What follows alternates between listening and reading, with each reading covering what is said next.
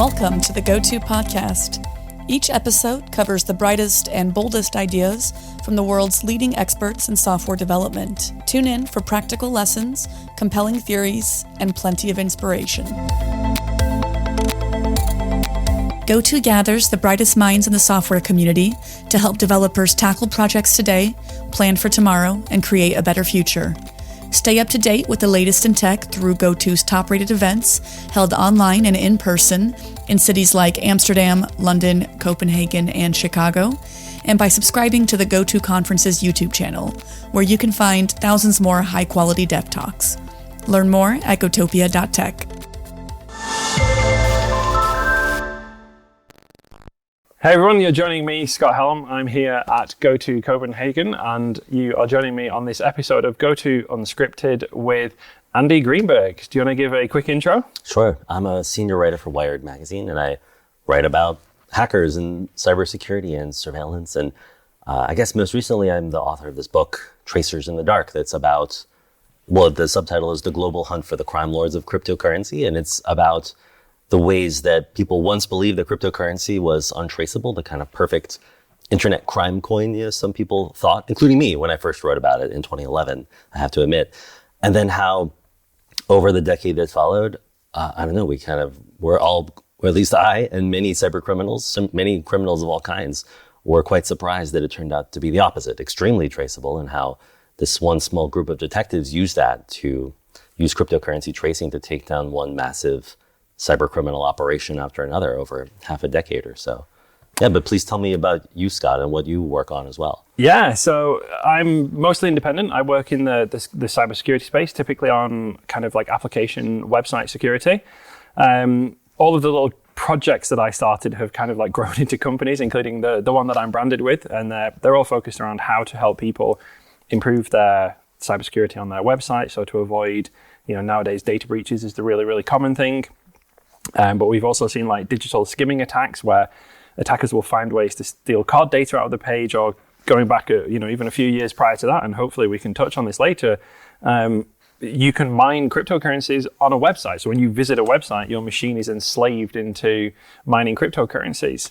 And we refer to that as cryptojacking. And yeah, going back into kind of 2014 through to 2018, that was quite a popular trend. So I'm interested to ask you actually about the anonymousness of these cryptocurrencies, because I think if I was to speak to people, certainly over the years, everyone kind of does think that cryptocurrency is anonymous, right? Like it's almost like a default belief, isn't it? It's interesting for you. I thought you might say the opposite, because so many people in our world think like, Andy, how could you be so dumb as to ever have thought that Bitcoin was anonymous? Within the tech bubble. Right, exactly. Within this bubble that we live in. Yeah. Like Bitcoin was initially, even Satoshi Nakamoto wrote in this initial email to a cryptography mailing list that participants can be anonymous. And a lot of people took that very seriously. Can be, exactly. It turns out the only person who's actually managed that is Satoshi, pretty much. Is the original person. Yeah, because everybody else eventually cashes out their coins or, uses them, and they don't leave a billion Bitcoins, $1 billion anyway, untouched as he or she or they have. So it has turned out that, right. I mean, the larger, I think, community of even like people seeking privacy with cryptocurrency, there was a whole kind of cypherpunk movement that thought this was the kind of holy grail of secret money for the internet. And I think they were all quite surprised when in around 2013 or so, the first big paper came out that showed, no, you can actually start to find patterns in this blockchain thing that is in fact a record of every single Bitcoin transaction. So now we look back like a decade later and it seems almost ridiculous. Like, how could you even think that this cryptocurrency underpinned by a blockchain that lists every transaction could have any anonymity properties? But, they are just transactions between addresses, these pseudonyms, basically. So if it's not anonymous, it's at least pseudonymous. It just turns out that it's easier than we thought to find kind of threads through those pseudonyms and clusters of lots of different addresses that belong to single pseudonyms, and then to often, kind of pierce the veil between someone's pseudonyms, their addresses, and their real identity.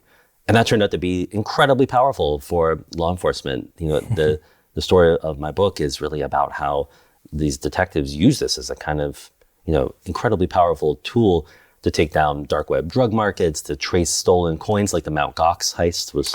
Yeah, that was a big one. That was cracked with cryptocurrency tracing. And it was, 650,000 Bitcoins, which almost is like a mind-boggling sum today. What was that worth back then? I was going to say, because that's quite a different sum from then till now, right? Well, it was $500 million.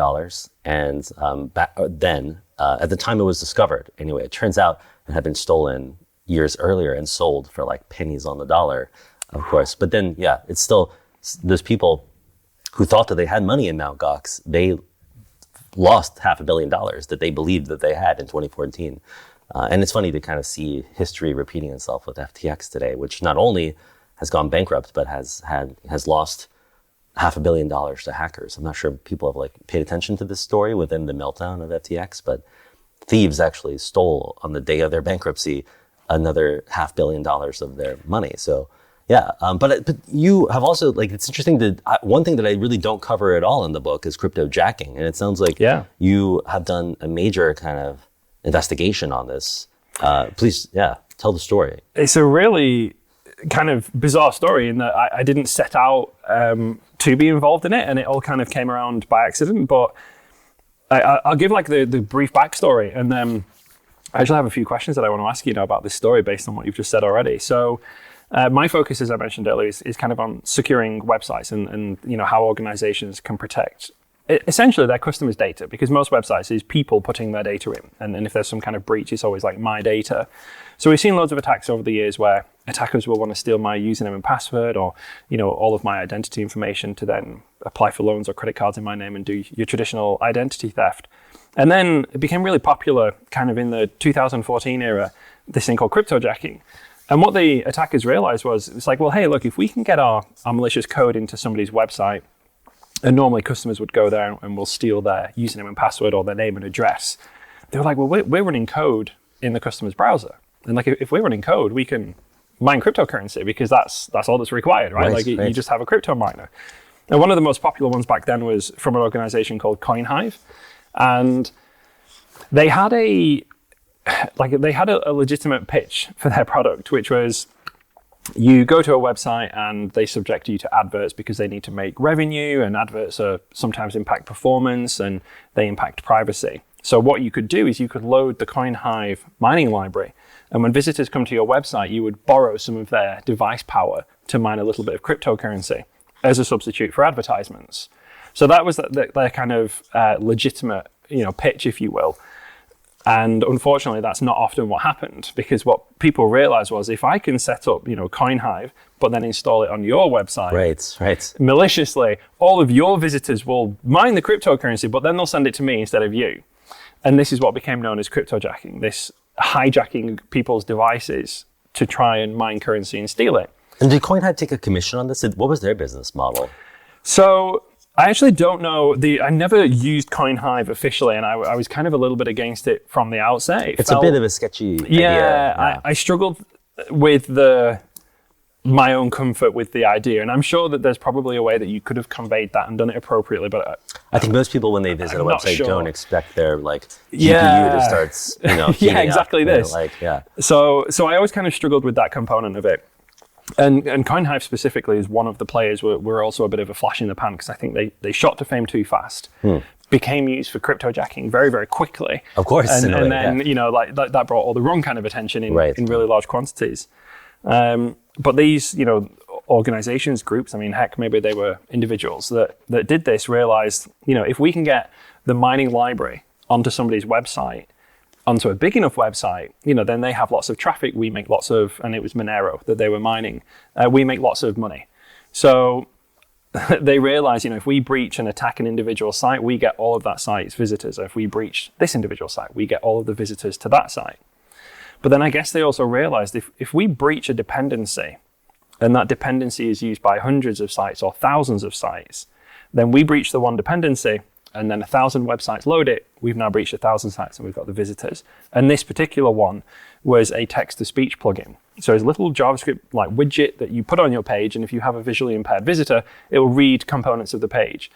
And they compromised this company's servers, injected their malicious code into the dependency, and unfortunately, because it was text-to-speech and it was obviously very much around accessibility, government websites have very high accessibility requirements. So we found over 5,000 government sites that were loading this text-to-speech. So this was a kind of like supply chain cryptojacking case, exactly pretty that. much. It's like the two things together. You got like a super traditional supply chain attack, and then the fact that they were going after cryptocurrency. But it's sort of like a supply chain web attack too, which is like such an interesting. I don't know. It's like just a wonderful, like terrible series of events. And this is the thing, right? This is a wonderful, terrible series of events. I like that. Well, it's really, my thought about cryptojacking, I mean, it's like, well, I guess the scary thing is they had access to thousands of websites. Like, what could they have done if they weren't just interested in mining some Monero, right? Like it's, and this got loads of media attention, especially in the UK, because I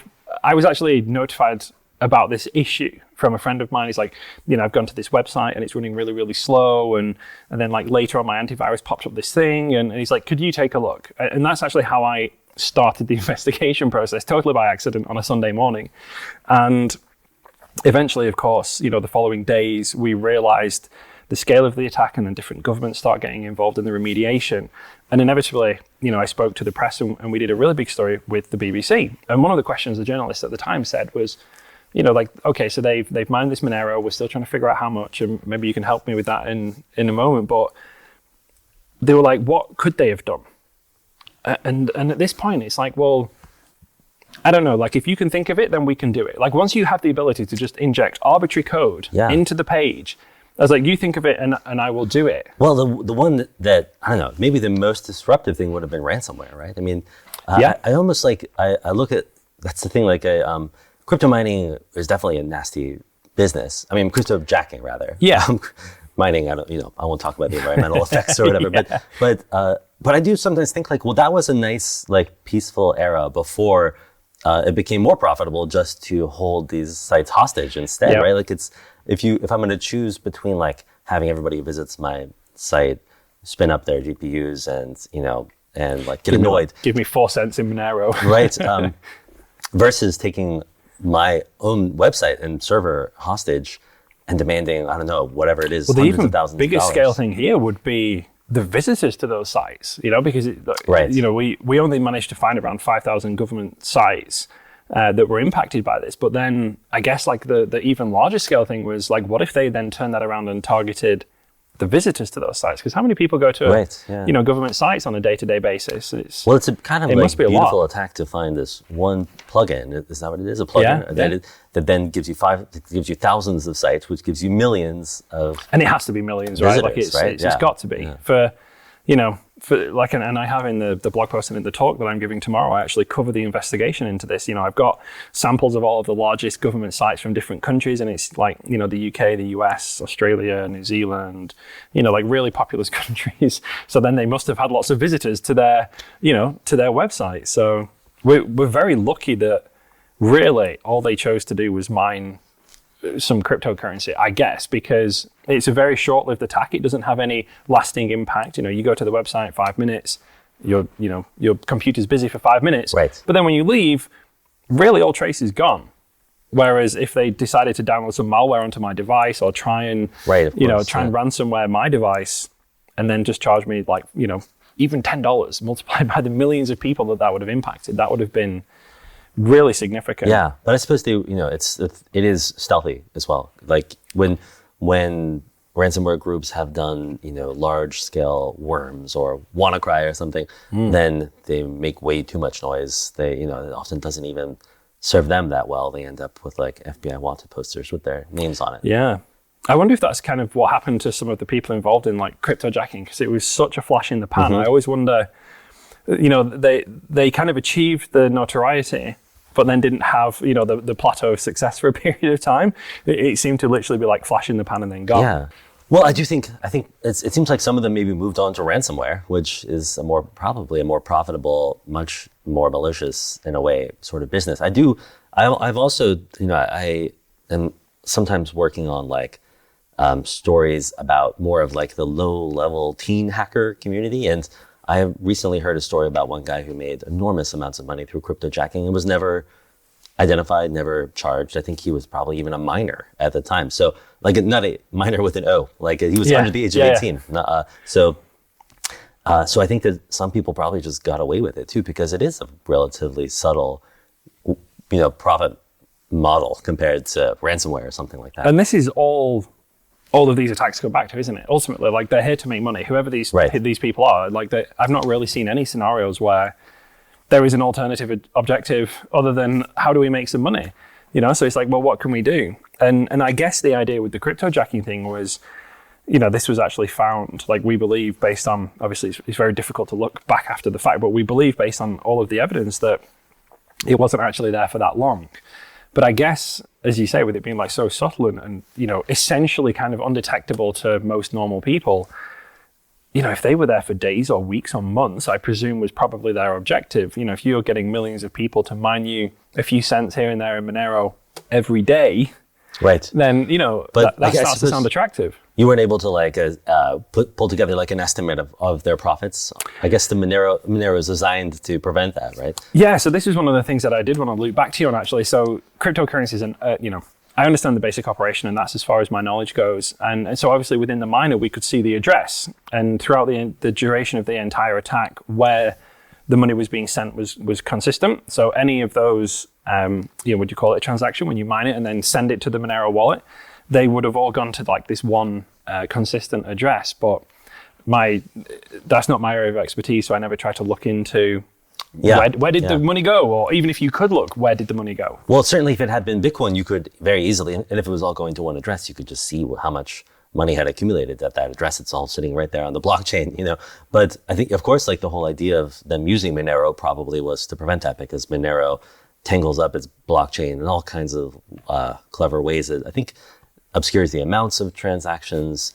It creates kind of transparent. It includes a kind of mixed network. I don't even know all of the features of Monero today. It combines. It has kept adding them, in fact, over time. I'm not sure where things stood in 2017.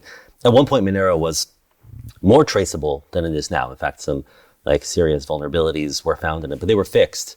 They might have even been fixed by the time of this, campaign.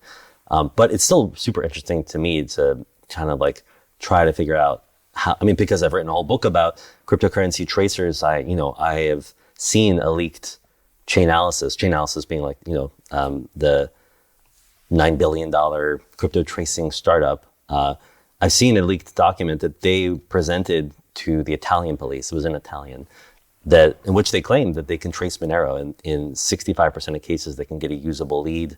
And then another 15, they can find the sender, but not the recipient. But, nobody knows how they do that. It is almost certainly probabilistic rather than, deterministic. With Bitcoin, you can easily just, find out whose addresses they are, find, a cluster, and then just start, adding up the values of the coins of those addresses. I think with Monero, it's far harder, but it does seem like there have been breakthroughs in Monero tracing in recent years, although Monero people really do not like me talking about that and get quite mad when I point this out. But in 2022, this case came to light. There was this $4.5 billion theft from the Bitfinex exchange, which you might remember. Yeah, I remember the headlines. Yeah, this actually the story broke just as I was finishing the book. I kind of just mentioned it in the epilogue, but it's a crazy story in part because the woman and this money laundering couple in New York, they're not just money launderers, they've now pled guilty to the theft itself too, but they were charged initially with money laundering. But the woman and this, husband-wife couple had posted these incredibly embarrassing rap videos to YouTube. Do you remember this? Oh, no. Okay, yeah. Anyway, she called herself the Crocodile of Wall Street. You should maybe not check these out. I don't know. But they, at one point, they did some clever things to try to cover their tracks, including they took a big tranche of the money and exchanged it for Monero. You can see this in the IRS criminal investigations document that was published with their indictments. And yet you can see that after it's exchanged for Monero, the IRS just continues to draw the chart, the money goes here and here. That seems to be kind of a giveaway that IRS can somehow trace Monero. In fact, we know that they have a relationship with Chainalysis, that they use Chainalysis. They have in some of the biggest cases in simply the history of cybercrime. They use Chainalysis to bust, for instance, the first, second, and third biggest, to make the biggest seizures of not just cryptocurrency, but of money of any kind in law enforcement history in those years. So it seems very likely that IRS has access to this Chainalysis secret Monero tracing capability. So yeah, it's still kind of frustrating that for people like you and me, we can't access that or figure out, see anything in the Monero blockchain. It's only the kind of people who can afford those 5-figure Chainalysis licenses, I guess, who can do that. And is it down to like what we call the OPSEC, the operational security of the person using the currency, in terms of like how anonymous you are? Like I assume there's things that you can do to improve your anonymity. I'm sure that you could like layer something else on top of Monero, so that when you cash it out at an exchange, even if the exchange has your know your customer identity, exchanges have to collect identifying information on their users. So the idea is that you use a coin or a laundry system so that like once you cash it out, you're not connected to whatever criminal thing you did with the money because your identity is at the exchange. But I imagine that people who use Monero think that it's safe to just cash it out directly at an exchange because it is itself a kind of money, it is, I don't want to say it's a money laundering system, but it is a coin that like is designed to mix up everybody's coins together and make them harder to trace so that you could safely cash out your coins without, any sort of connection to a criminal event. It just seems like there is nonetheless some way to trace those coins. And that is kind of like the whole story of cryptocurrency to me is it's like sets this trap. People once believed that Bitcoin was anonymous and therefore it kind of like seduced all of these people seeking privacy and cyber criminals of all kinds for a decade, pulling in like all sorts of nasty businesses from drug dealing to child sexual abuse materials networks. And then all of it actually was exposed by the fact that the blockchain actually records every single transaction and is quite transparent. So it seems like in some ways the same thing may be happening. I don't know, to some degree with Monero too. We'll just have to see what cases come out of it. I remember seeing, in fact, like when I wrote about the use of Monero in that Bitfinex theft case and the fact that it seemed to me that IRS had traced it, some Monero people, on Twitter got very mad at me. And then others responded, well, we'll just see who gets arrested. And that's how we'll find out like how true this is. So I don't know. Personally, I would not want to use a privacy tool where the way I find out if it works or not is if I'm arrested. But, that seems like that's where Monero's, kind of capabilities are at today. Yeah. It'd be interesting to see if, because I'm sure I'll have the address somewhere in my notes, and to my recollection, I don't think I published it, but it would be really interesting to see if there's any way to look back at that even now. I assume nothing would change over time. We either can or cannot. Right. I mean, blockchains are forever. That's like part of the problem with using them for crime is that when somebody develops a new capability years later, they can go back in time and excavate evidence from that blockchain, and the criminal cannot go back and erase it. It's gone. It's out there forever. So that's true of Monero too. I'm pretty sure. So it would be interesting. Maybe like I can put you in touch with some Chainalysis people who might be willing to do this. That would be interesting because we've never, from the original breach, obviously through to the the remediation steps and then the long-term solutions that were implemented as well. I've never seen anything come back to the headlines. I've never heard of any, even kind of criminal investigation that might have looked at who was responsible for this. And really, and there was this like one Monero address sat there on the page about this whole breach, and it was on all of the government sites. That's fascinating. Yeah, I mean, it would be fascinating to just know how much they made with this, but then also to identify who was behind it would be, kind of that's incredible the one that coup. Yeah, I'm curious about because we had a lot of discussions around that at the time, and given the nature of the attack and how the attack was done, and then also once they had this capability to do anything that they wanted and they chose to mine Monero, it was either the kind of the two guesses were somebody quite sophisticated that just wanted to remain undetected for a long time, or perhaps even like a miner, like you said earlier, someone that just stumbled across this and thought, oh, this would be cool. It was really hard to pin exactly which angle that it was coming from. Yeah. But if it had been someone truly with like malicious intentions, there's 1,000 other things that they would have done. Yeah, although the use of the plugin to get so many sites, that does seem like somewhat pro to me. Yeah. I don't know. For all of these ransomware cases too, cryptocurrency tracing usually is capable of identifying who pulled off these terrible crimes with kind of amazing exactitude. Like you can see, Chainalysis anyway seems able to see every layer of these organizations based on their cryptocurrency transactions. But the problem is they're in Russia, and like, what do you do with that information? You can help to, I don't know, indict these guys in absentia or sanction them in some cases. But if they're kind of beyond the political border, then it doesn't really matter if you can identify them. It would still be fascinating. And I kind of imagine that your person in this CoinHive thing as well is most likely not in a Western country or an extradition country, but nonetheless, it'd be really interesting to see who did it if you could do that tracing to pull it off.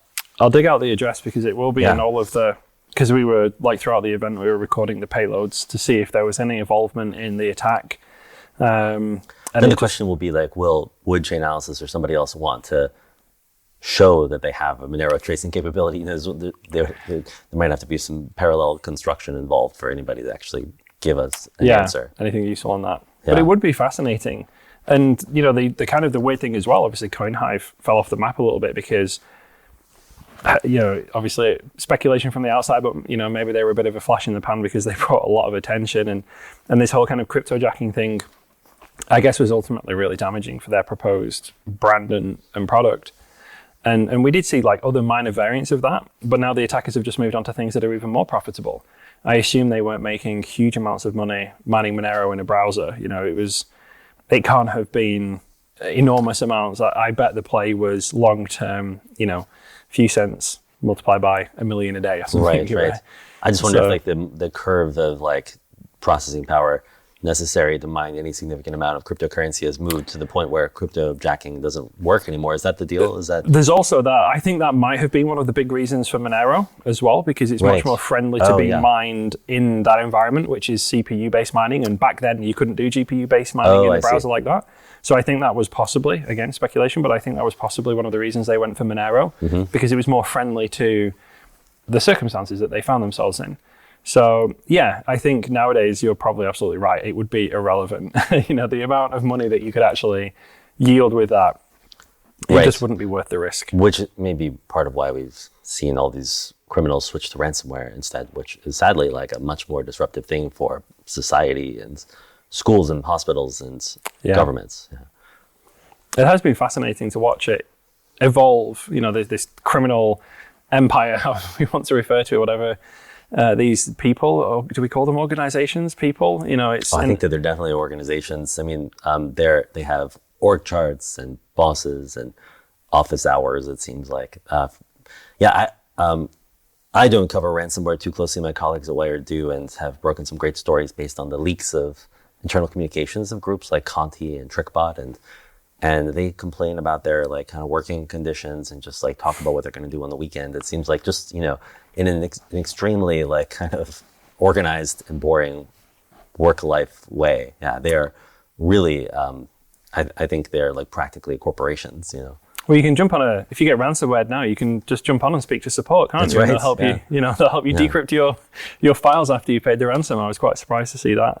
I forget which group it was, but yeah, basically live support. It's like, okay, you paid the ransom, you need some help decrypting all your stuff. Jump on with the support agent.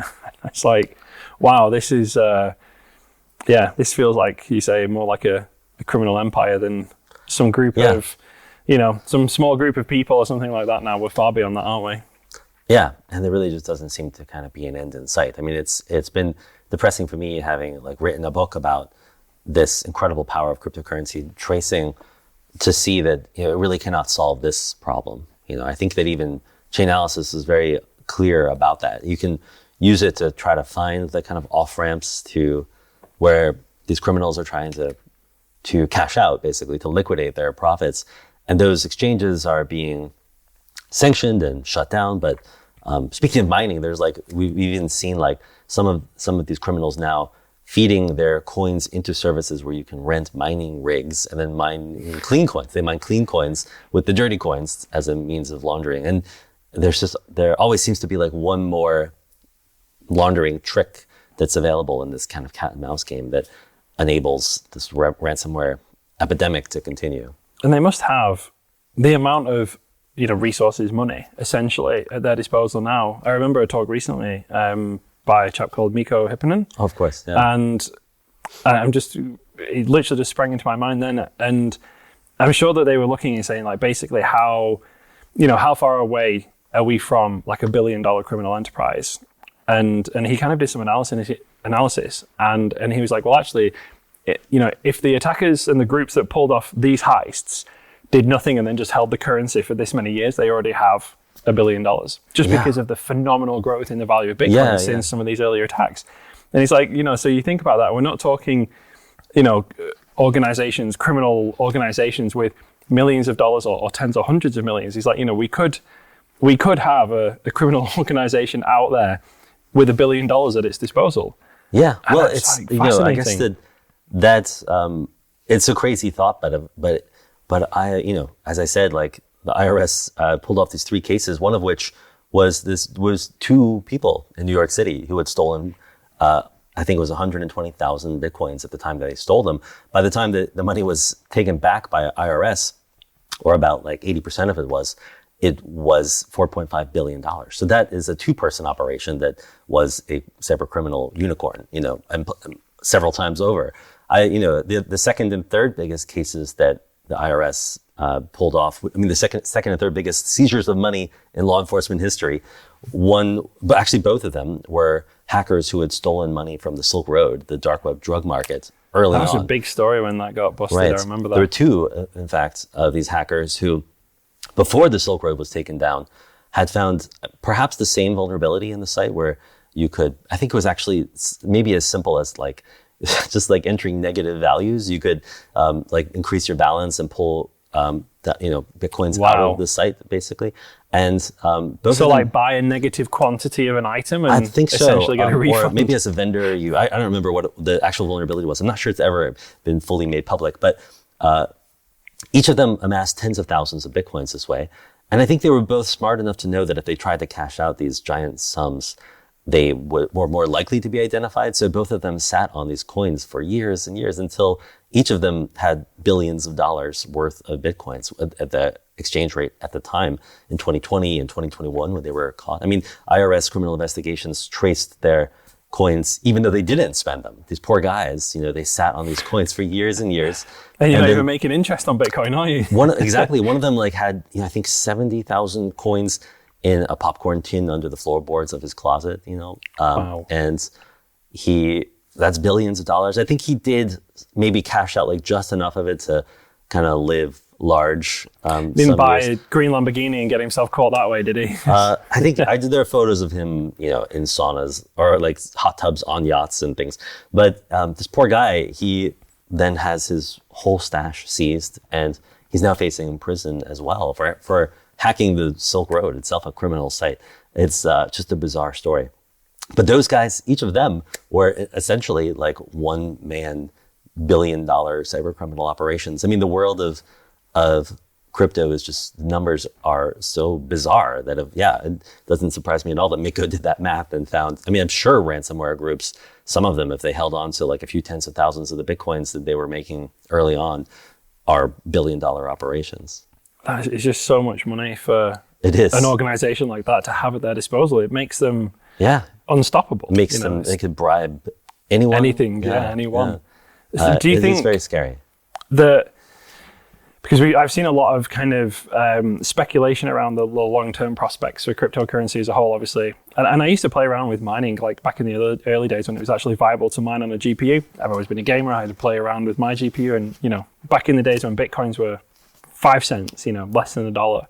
And now, and I don't actually know the present day value, but I saw a peak of like 34,000 US per Bitcoin. Was that? Oh, it was much bigger than that. The peak, it was higher? Like 75. Now it's at 25 or so. I don't hold any Bitcoin. I'm not like interested in investing, but I don't know. I track it in part just so that I can keep up with what, do the math to talk about so this many Bitcoins were seized, which is worth this much. When I first wrote about Bitcoin in 2011, it was worth $1, and I tried to buy about 40 Bitcoins for $40 at the time, and I put in this transaction on Mt. Gox, the only exchange that existed back then, and it didn't go through because Mt. Gox was so buggy and terrible. and I just gave up. And I try not to think too often about like how, I guess, well, I'm doing it right now, but it'd be like $1 million today, right? 40 Bitcoins. Wow. Wait, is that right? 40? I don't know. We'll do the math later, but it's a lot of money. And I regret my lack of persistence in just doing that like simple transaction. I always see the kind of the famous tale of buying a pizza for 10,000 Bitcoins. And Right. I think, But you were there, you're saying, when you were mining them and they were worth cents. yeah. So yeah, like, and I have like distinct memories of like 5 cents and 8 cents a piece. And what did you do with those coins? so I used to hold Bitcoin. So, and I hate talking about this and I don't really talk about it, but I sold out when they hit $100. Yeah, I would have done the Because, same, I'm sure. it was like, And you probably thought that you were brilliant. I mean, you were. Like, you made a huge return on your investment. Right? And then you look and think, you never look back, right? Never look back, never like sit there and do the kind of, 20/20 hindsight thing. But yeah, I was like, this is crazy. This is wild. These things that some of them, were getting up to like the single, dollar value per coin. But yeah, I was pretty much out of everything at like $100 a Bitcoin. And then I've only dabbled and played since then. There was another coin that got released called Shiba Inu, I think it was called. Yeah.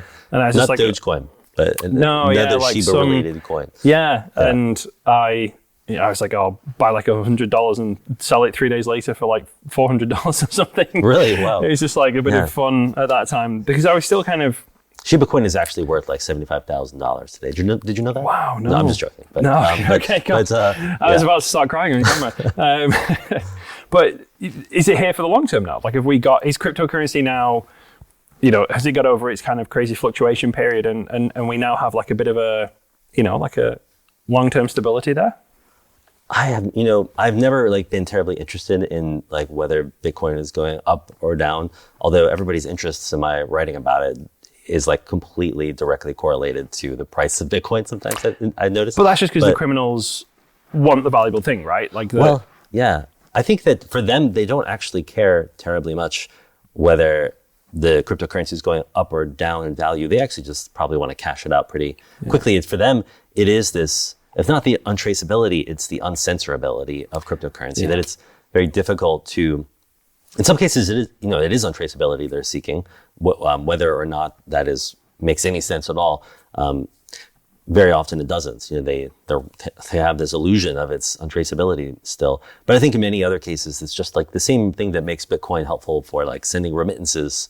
You can send money to Ukraine very easily with crypto. It makes it easy. Versus the traditional banking system, it has to be much more flexible, surely. Right. Yeah.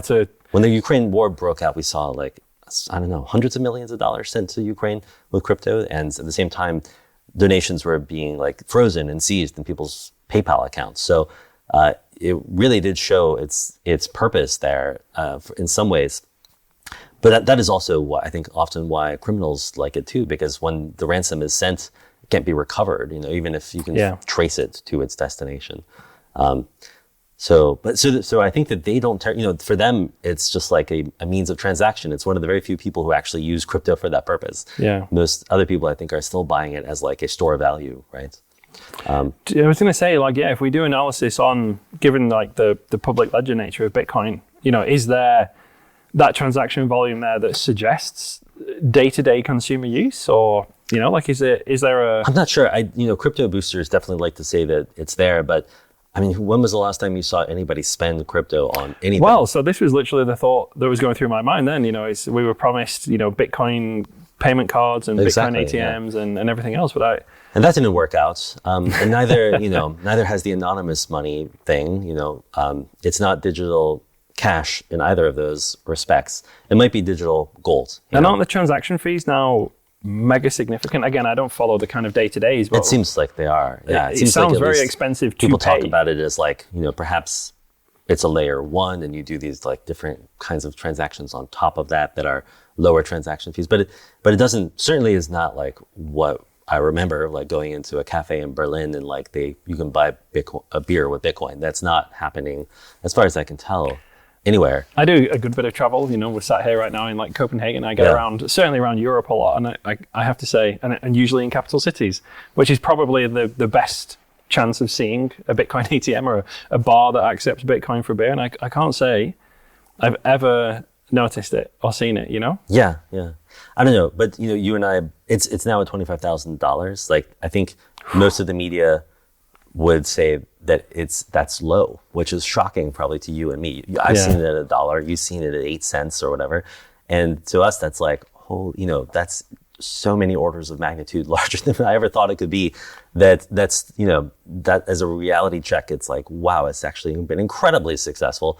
But then everybody covering like the FTX trial or Sam Bankman-Fried's trial, which is just starting this week, they see us as being in a kind of like, FTX inflicted crypto winter where Bitcoin lost 2/3 of its value, but 2/3 of $75,000. Whereas, the numbers, I think, to people who have been around, like since, you and I started looking at crypto, it's still, just shocking. And if it doesn't feel like winter if you start at 8 cents and end at $25,000. Yeah, for sure.